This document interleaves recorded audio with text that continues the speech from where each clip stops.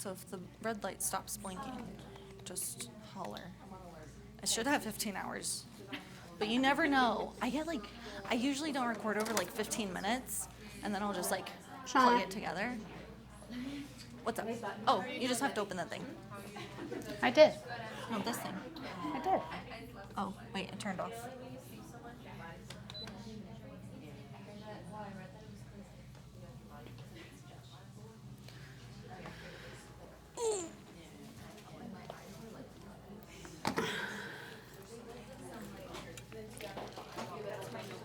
Oh, where? What? This thing? Yeah. Okay. Okay. All right. Don't look. I'm kidding. Wait, it's kind of crooked. I know, I'll fix it.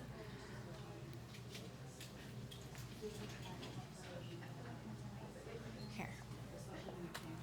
It sounded perfect before. Is that good? Oh, yeah, that's Yeah? good enough. Okay. Can you guys see? Can you guys see? Is everybody here? Or did we? I think Mostly? we'll give it 1 more minute. We'll give it till 35. Okay.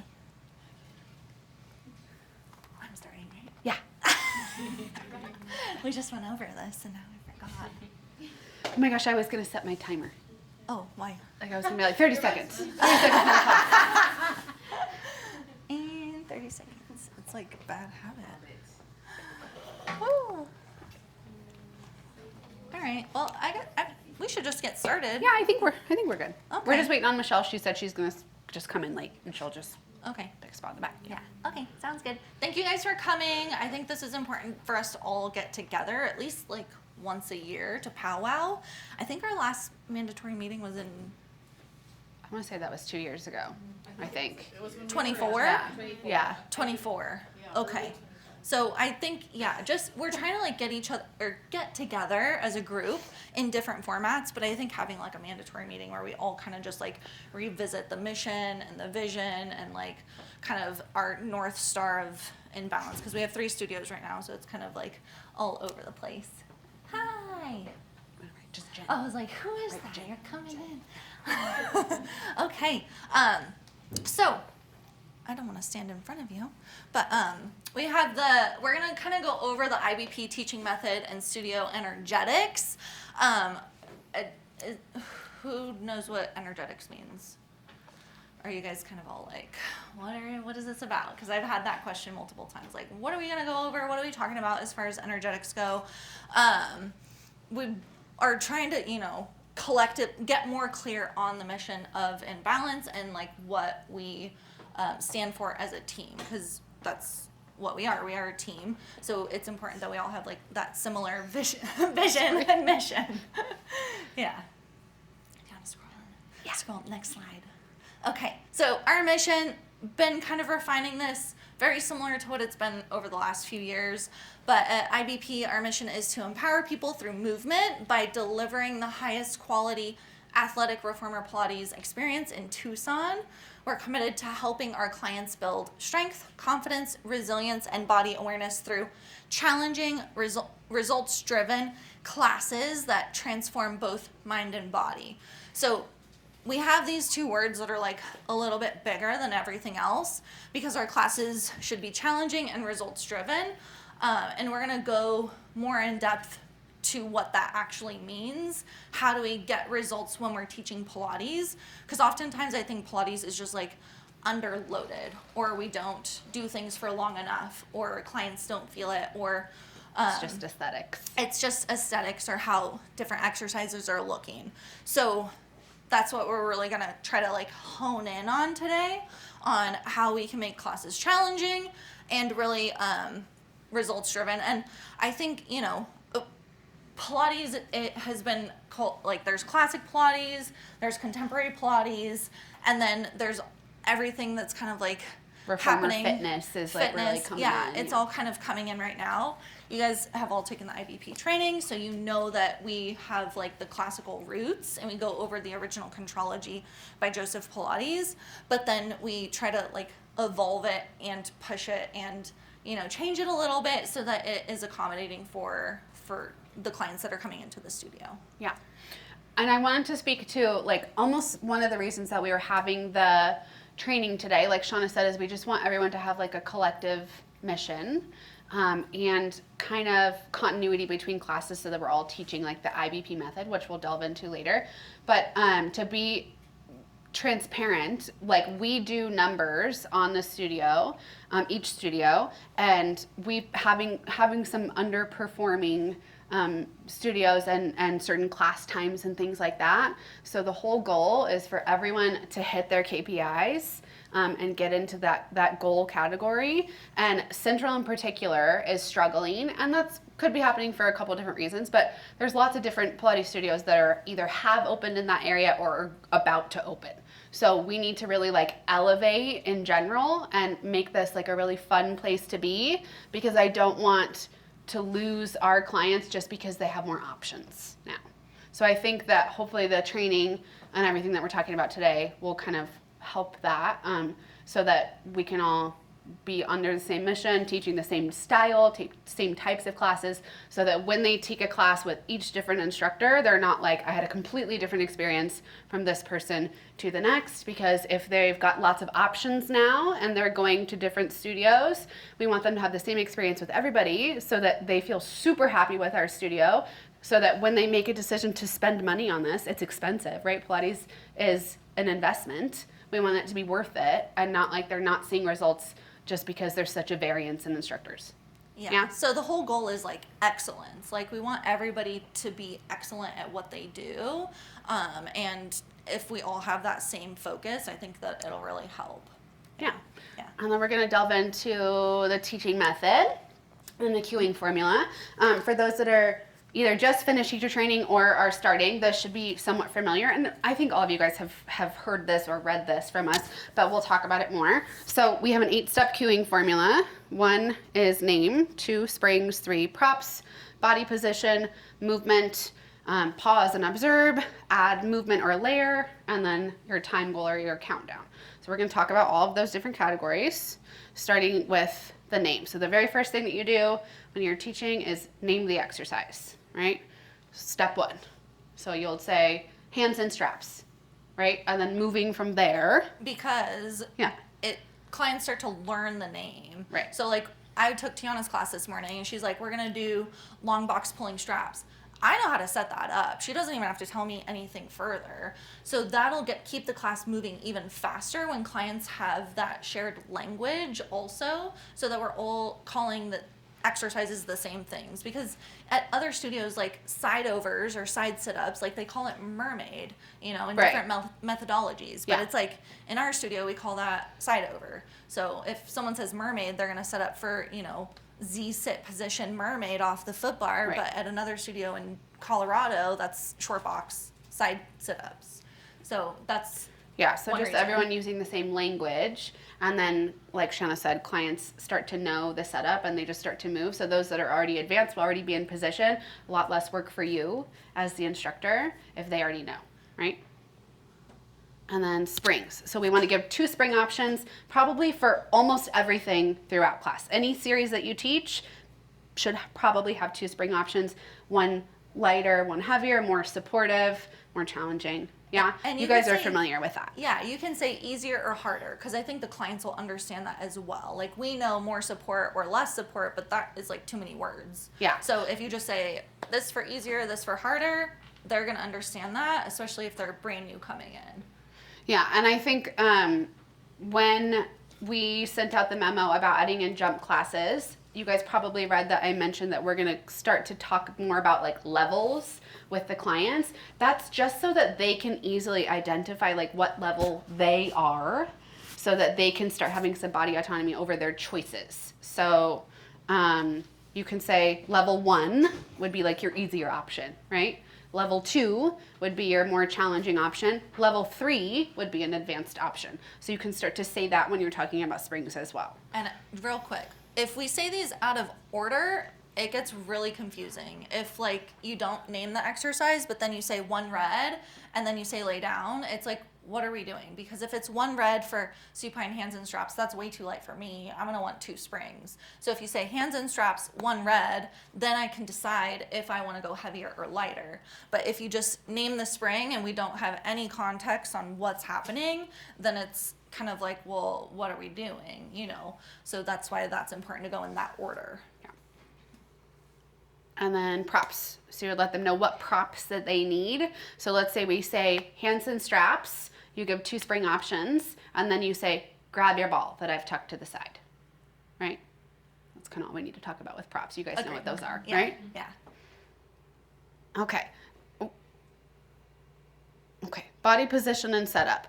So getting clients into position. So lunging, prone, side lying, seated, supine, those are kind of all of our main positions. Of course, there's gonna be some other ones in there, but those are like the main positions that you'll have them get into.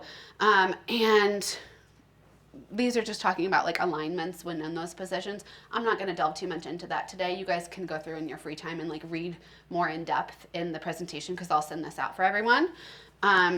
But some key reminders, we want to position the body for success. So let's continue using hands and straps, right? So we would say hands and straps, we'd give them their spring option, and we'd say grab your ball. And then we would say lay down, head on the headrest, feet on the footbar, ball between the knees, grab your straps. So that's the setup. Yeah, that's body position or setup. Yeah. Does that make sense? Very simple, plain language. Yeah. Yeah. So we don't, yes, and we'll go into the next one. Yeah, great position, great results. That's what I put. Okay, so move. So we've given them all the steps leading up to this. Now they need to move, right? So we just cue movement. So hands and straps, 2 reds, grab your ball, feet on the footbar, ball in the knees, hands in the straps, lift your feet to tabletop, press your arms down, lift them back up. That's it, right? So after we say the setup, we say from here, and then cue the movement, cue the verb, the action. Yeah. So be specific, press down, lift up. It doesn't have to be fancy. You don't have to use like special Pilates language. I think the simpler, the better. Create momentum. So we'll create transitions like as we go with this movement, and we'll create layers. We'll talk about that in a minute. Keep them moving. Pretty simple. You guys get that? Tone and intent. So your voice will set the tone of the room and will set the intention of what that movement is. So if you want them to press down with strength, then you need to say it strongly, right? We're not going to say press down, because then they're like, okay, are you in charge? Who's doing, like, what am I doing? Like, it creates confusion, right? And we'll talk a little bit more about voice and pace and things like that. But yeah, strong, steady breath when you're cueing the movement is important. Okay, so pause and observe. So we've led all the way up to, we just cued the movement. After you cue the movement, you probably want to stop and observe for a moment. They continue to move, but you can take a pause. We don't need to fill the room with like unnecessary space or necessary language all the time and just like keep talking and talking and talking and talking, because most of the time they're not listening to that anyway. I think you have to be very intentional with your cues, and if it's not intentional, then it's probably just like parroting things that you think you've heard other instructors say, or that you have heard this cue, like you're like, oh, I feel like I should say this. I don't think you need to say it, especially not right away. Just cue the movement, pause, see how they're doing. If there's things that you need to fix in the room, then that's when you can start to kind of layer in your fine-tuning things. I think it's like building a cake or making a cake. If you give like too many instructions all at once, people are like, what? Can you tell me what the springs are? And then they have to go back. So you want to name it, take a pause. Spring tension, pause. Yeah. Setup, pause. Right. Like give those pauses and like look to make sure there's understanding. Because like if you name off, 3 or 4 things, people are like, it goes in one ear and out the other. And you'll see that in the room. Like you'll notice if you're cueing too fast, then you're going to see people looking around or like looking at their neighbor's springs and stuff. Like you'll know that you've kind of lost control, and so they're confused. Yeah. Mm-hmm. Okay.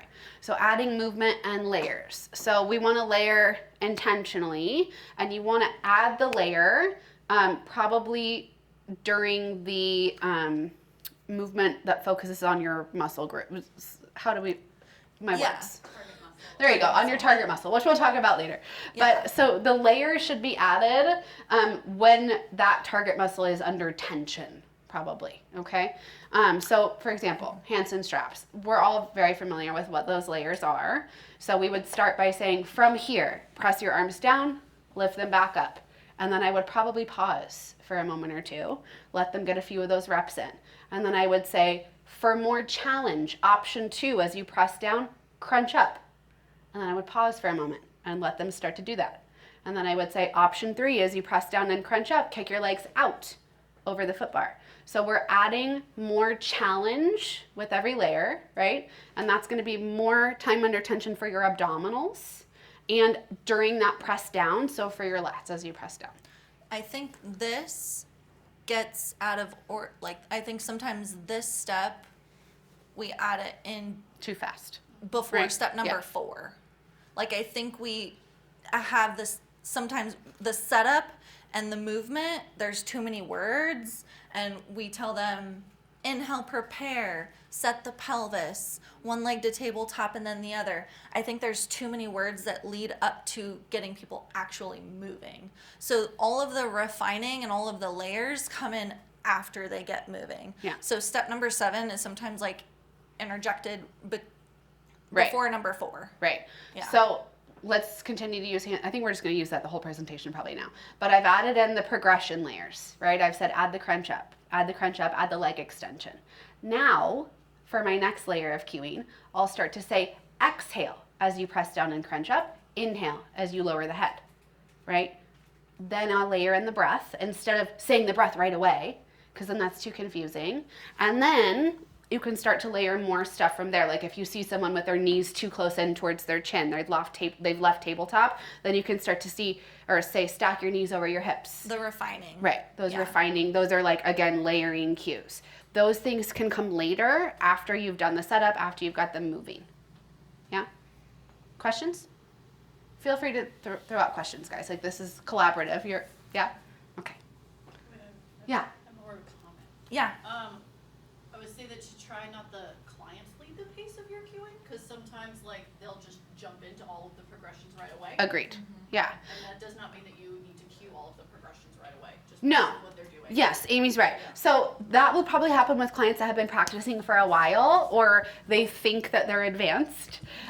You can allow them to do that, but I think a way to control the room better is those pauses, right? So if you say the movement and you pause, like Shauna said, and you cue the next thing, pause, cue the next thing, pause, they'll start to wait for you. You'll have more command over the room. Well, because when you're talking, it's actually important. Right. Otherwise, if you're just fill the talk- space with Yeah. a bunch of different words, Then then what they you- start to tune you out. You also learn to trust you. Right. Yeah. Yeah, that builds trust, and it builds like your kind of your leadership role in the room, which you should be leading the room. You're in charge. Everybody's a leader in here. Yeah.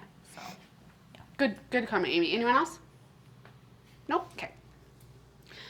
So time, goal, and count. So why this matters. Create timing creates structure, or clear timing creates structure, focus, and a complete experience. I want us to all start to use the same time frames when we're teaching classes because we're going for that results-driven focus that we talked about at the very beginning. So we want to create more time under tension. And the way that we can do that is adding a layer of progression and adding more time, probably with each layer. And our time needs to be about 60 seconds for a foundation, 60 seconds for a progression, 60 seconds for a challenge. So we're in that target muscle group for a total of 3 minutes. This is different than what. Right, we've this is talked different about than what we've before. talked about before. Because So we've done 30 seconds. we're changing that to be longer. And I have been, if you've been taking my classes over the last month, I've been slowly starting to increase that a little bit instead of just like immediately putting them into 60 seconds. Because if you're doing handstand straps and you're used to 30-second rounds, going to 60 seconds can sometimes feel like a big jump. Yeah. So I've been 30, 45, right. 60. So I've been doing for the last month, and I haven't really shared this necessarily with the clients, I'm just kind of like slowly kind of tricking them into being it for longer so they're more conditioned. But I've been doing like 45 seconds for a foundation and then 30 seconds for each additional progression. And then usually for the last 10 seconds, I'll cue like a challenge or a pulse or something that feels like a burner. Yeah. If you took my class today, we did that, right? Yeah, a lot. And time goal guidelines. So use the timer and stay consistent. Protect your transitions. They count too. So you should just kind of talk through the transition and keep them moving. We don't need to stop and let our feet find the foot bar and our arms find the ceiling and then set up again for the next transition. You can just say, and in 10 seconds, we will be laying our progression, and then you just say the progression so that they are continuing to move through that whole 3 minutes of time. And, okay. You're just gonna have to sit there. Yeah, with your finger I guess so. Okay. So that they're continuing to move through that whole 3 minutes of time. You want this? So during that time, because we're in there for 3 minutes and you're keeping them moving the whole time, we want to keep the music going and keep it high energy because that energy is going to influence the room. Just like you heard me say earlier, like if your cue was very quiet and it seemed like meek, same thing with your music. If your music doesn't match the effort that you want them to produce, then that's not going to be motivating and they're not going to want to be there for that long, right? Say, crank that shit. Right. I also think that it doesn't allow them to think as much. They should just Nobody should be thinking. No, that I truly mean this, and I say this in my classes a lot. We want to create a space for them where they can come in here and turn off their brain, right? The only thing I want them to think about is what I'm saying for them to do, and that is like that's a good thing. Like It's they should still meditation. have they should still have Movement meditation. autonomy over their body where they can make a decision or modify if something needs to be modified. But I don't want them to sit there and think about like, what am I going to cook for dinner? Like this is our time for them to be able to turn that off and focus on movement. And you don't even have to tell them like, oh, my intention for you is to not think. You should just command the space so much that it just happens. And this is how you do it. Yeah. So we're telling you how to do it. Right. Yeah. Walk the room. So just probably the whole time. Like walk, connect. You can come over, make little adjustments. You can come over and say like, good job, Catherine, or whatever. You, like I said, make corrections, keep the class moving forward. Just like keep it fun, work the room. Yeah. I even go like between reformers. Like if you take Oh my yeah, class. I like to find like a different, like I'll start Yeah. here and then I'll kind of stand in the middle. Like it just gives you a different view of the room, and that way like all of your cues aren't always coming from like one corner. Yeah, get in their personal space a little bit. Because, like, that's what they're coming to a group class for. Otherwise, if you're just standing and talking at them, it's like they could do that on YouTube. So, like, get in there and be like, oh, here, let me help you. Or, like, you know, just be close. The proximity, I think, is huge. It's that connection part, too. Okay. Oh yes. Yeah. I'm a little confused about the 3 minutes. If we're doing supine arms, Mm-hmm. are we doing just like straightforward down for 3 minutes? Probably, yeah, because that's your time under tension during your lats. 3 minutes of T arms? Yeah, and then that's in your serratus, yeah. If you choose, like you can pick one of those and you can build an entire series by adding the layers. And I think that something is really easy to keep people doing stuff for longer is to tell them where the rest in the exercise is. Mm-hmm. So in supine arms, that's when your head is down and your arms are reaching up. That's a rest position. That's Yeah. already programmed in. They need more time, and the rest they can take it.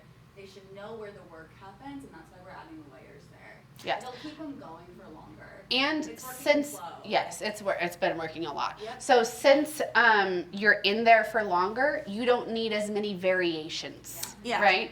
So normally in handstand straps, if you teach lat pull and then you teach triceps and then you teach T-press and then you teach circles and then you teach like something else, that would be crazy. That would be too if we much. were right. You'd be there for like 15 minutes. Yeah, don't do you that. don't do that. Now you can probably pick 3.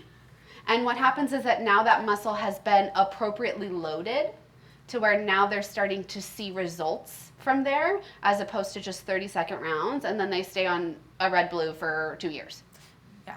If Yeah. you're teaching fewer exercises, you're going to be more successful and they're going to be more It's amazing successful. because the blink of an eye and you're like, oh, we're at feet and straps. Yes. And I only taught like 4 series today, you know? Yeah. So hopefully it's good for you, it's good for them. And if you keep moving through the whole thing and keep the music up, they won't even really notice. Like they won't be like, we did way less today, or I was You don't there have to for tell them. longer. Be like, we're gonna be here for 3 minutes. Yeah. Don't Say don't that. don't No. say that. Yeah. I've gotten feedback that people are like, class has been flying by. Yes, Yeah. me too. So- Yeah. The leadership team, we've been kind of like trial and erroring this over the last like month and a half. And I think it's been going really good. Yeah. And for those of you that attended the workshop with Nathan Ross Rees, this probably clicks quite a bit because it's kind of taking from that. Yeah. Okay. So this is our flow class structure. So level 1.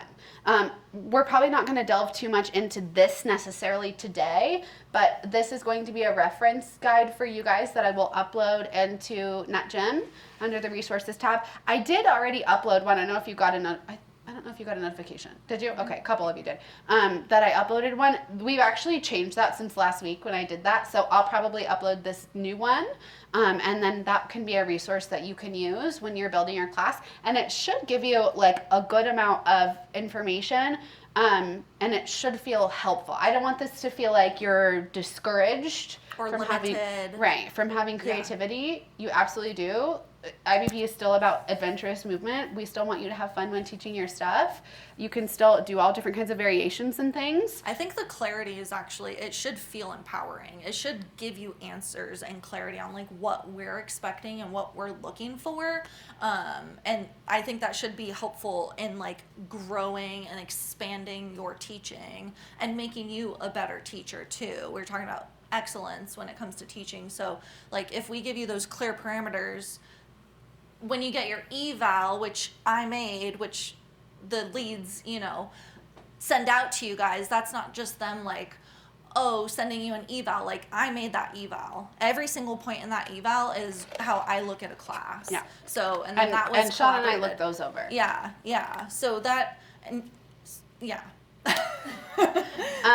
Period. So, so we want you to start with footwork, follow with bridge, do a pull block, and these can be blocks 3 to 7 are kind of interchangeable. You can change the order of those, but you should always start with footwork, bridge, always end with feet and straps. You should have a pull block, a push block, and a lower body block. Yes? And some core. And some core. Yeah. Bridge, you want bridge for every flow. It depends, just about. I'd say, all of this, there's like so much nuance that goes behind it too, especially in like lower body month, add in bridge. If bridge is not working for your class for that week and you want to like move on faster, then skip it. But I'd say like about 90% of the time add bridge in. Yeah, or maybe you just throw bridge into your footwork as part of the do a little warm-up. superset, Yeah. and get that bridge in. Yeah. Okay. We're gonna And go then into everything else. See those things on the deeper. bottom? Oh, okay, don't look. No, I'm just kidding. What's going on? Don't read my notes. We're gonna know your secrets. I don't know. But there could be notes about you guys. Okay, I don't think there is, but if there is, now you know. Okay, so we're going to delve into those things on the bottom. So what to avoid in flow. We don't want any 4-point kneeling on the box up on an elevated surface. So it limits And movement. why? Because that is a huge balance challenge. And our flow is where we send all of our new people. It's an all levels class, yes. But as soon as you have clients up on this long box on a moving surface with their foot in the strap, that is scary. They're gonna walk out of the room feeling like they were gonna fall the whole time. And people aren't gonna remember the exercise. They're gonna be like, oh yeah, that thing. But they're gonna be like, I felt like I was gonna fall. Like they don't know what the exercise is per se. But I think we can get creative on how we hit the same muscle group without putting them in that position. Like do side foot and strap. Yeah. You work the same muscles. And I would say, essentially. like, that might not be true for every single client. Of course, there's going to be exceptions. There might be people in here that are very strong and are very good with balance. They only have to take one flow before they're allowed to unlock the other classes, right? So a good thing to say, maybe, is you can say, in my flow class this week, we're teaching side lying legs. If you're looking to advance this in your practice, come to my sculpt, where we'll do it on all fours on the box. Mm-hmm. And now you've just told them what the level 2 will be, and then they can go have try the it. decision Yeah. to try that themselves. Standing on a moving reformer. Just no. In a flow Risks for fall. class. Like Yeah. if the reformer's moving, in my opinion, clients shouldn't be standing on it in a flow class, because that is also, we want to reduce the risk of falling. We want to reduce their feeling of maybe falling off the reformer in that level 1 class, because we want early success. We want people to come back, not be afraid of Right. of flow. Yeah. Yeah. High kneeling on a moving carriage. So And specifically facing the foot bar Right. and the back risers. So like this, right? Or like this. You could probably have them low kneeling. That would be or fine. just seated. Just sit. Or just seated, Yeah. crisscross, or legs out long. So you can teach that exact same class plan for your sculpt class, but now they're up on high knees because that's more a level 2. And you more guys of all an intermediate. know high kneeling is just, it's a lot of balance in general, and it's a lot I of think body we've all had awareness. somebody take a face plant forward, yes? It just- Happens.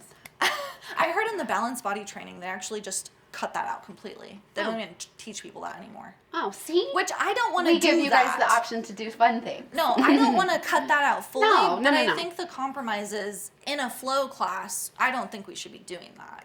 So, yes. What about adding that as a challenge for the people that can't?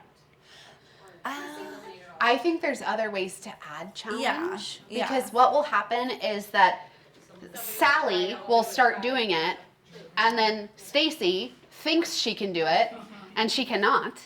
And then she falls and hits her chin on the foot bar. You know? What if you have those regulars that just start doing it? Like, I think you can correct. you can just say, You can say we're gonna keep on stay it, seated today. Okay.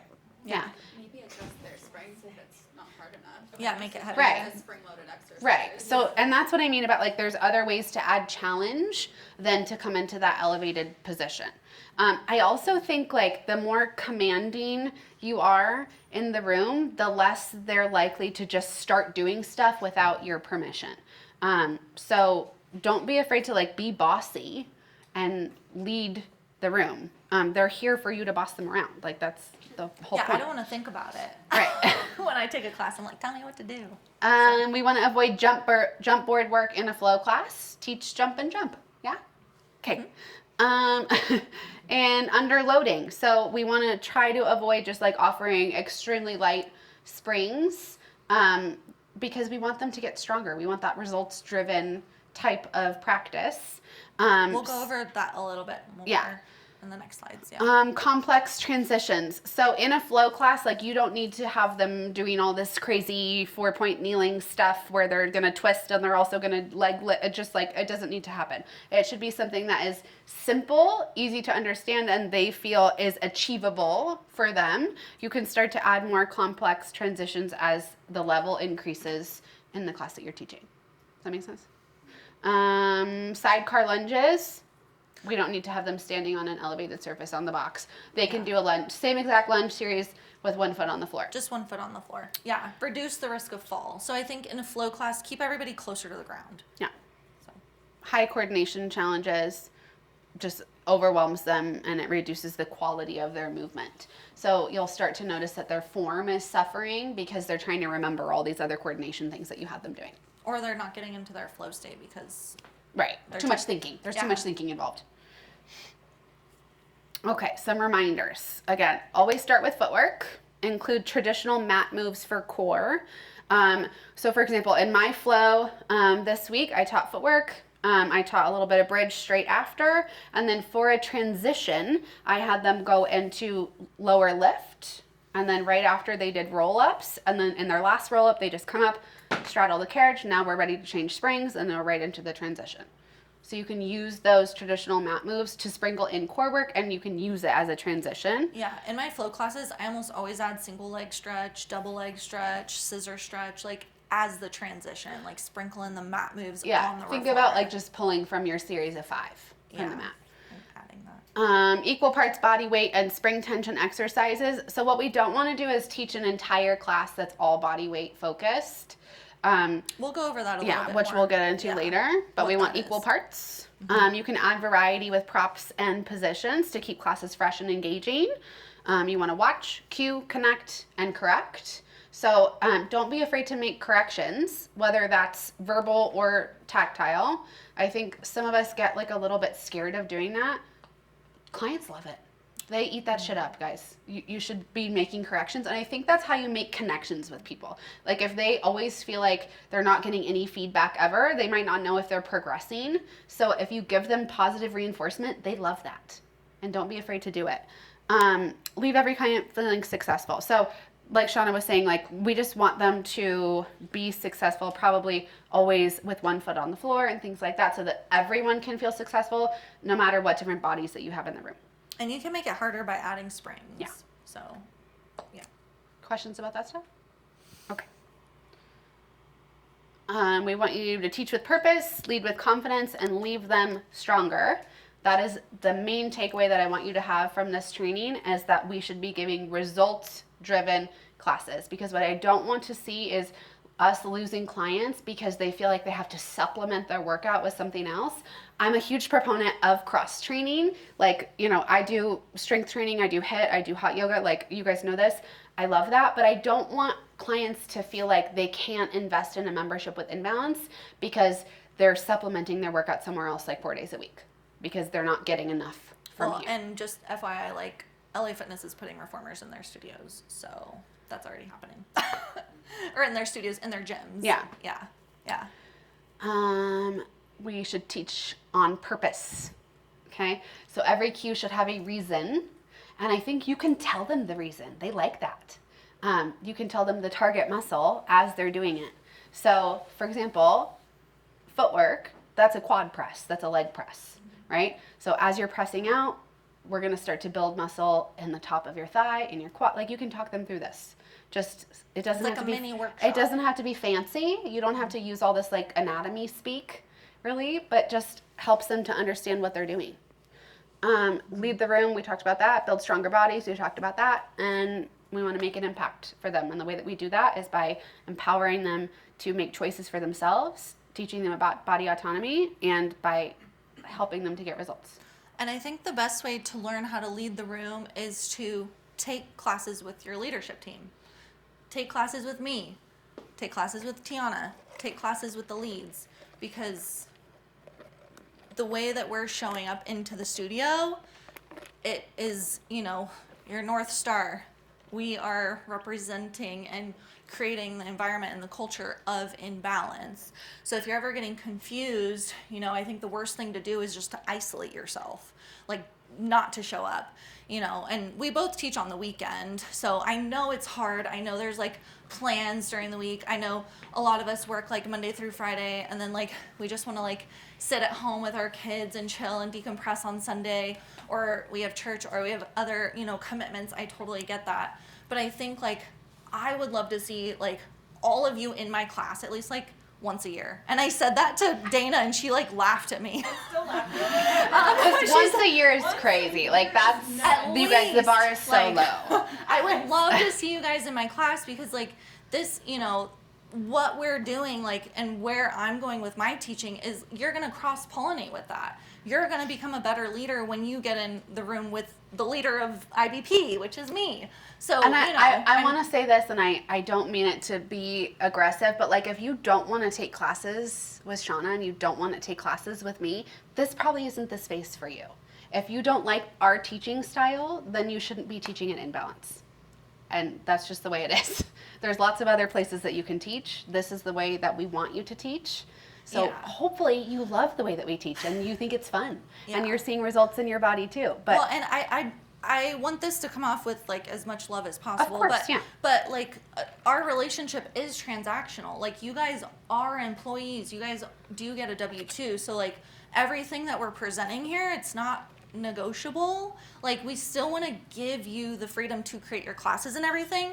But if we are not like collectively, if we don't share the same vision and mission of what we stand for, like all these other studios that are coming into town are just gonna take us out. So that's like really the whole point, you know. And Tiana had touched on Central, and you know, the thing that I have to do as the business owner is look at the numbers and like get real. And every single month I meet with the leads and I'm like, hey, year over year, Central is down 46%. Why?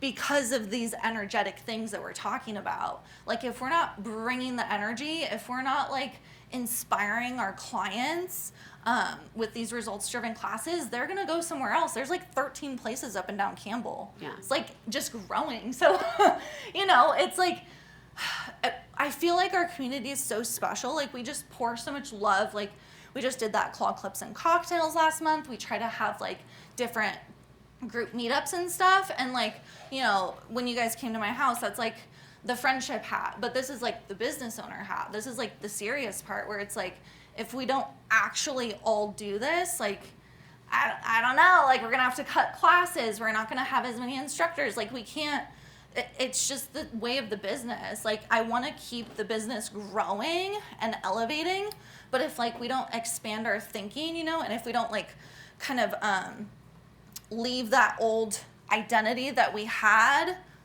right before this meeting and we don't create a new identity, you know, it's like we're gonna die, you know. It's like you grow or you die.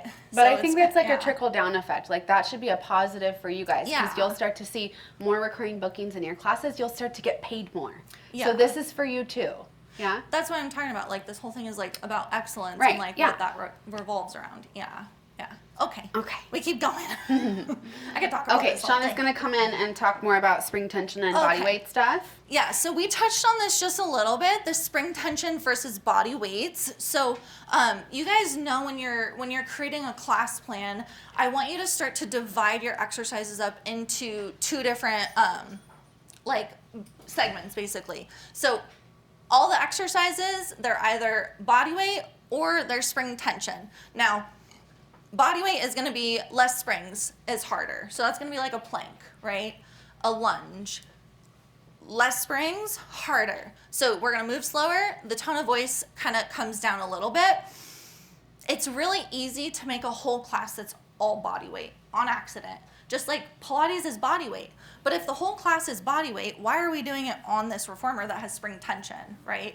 That we could actually use the tension to get stronger and to progressively load. So then I want you to think about your exercises as spring tension. More springs is harder, we move a little faster, the tone is more powerful. So any kind of push-pull exercises, we want to make harder and heavier. So feet in straps, hands in straps. If you've taken my class for feet in straps, we've been doing 2 reds and a blue. That's significantly heavier. For hands in straps, we could even almost go on that same trajectory, you know. But think about your classes and you want equal parts this and this, because if I take a full class that's all body weight, like my wrists hurt, I am tired, I can't do another plank, you know, we want to have those. And if you guys have questions on that, please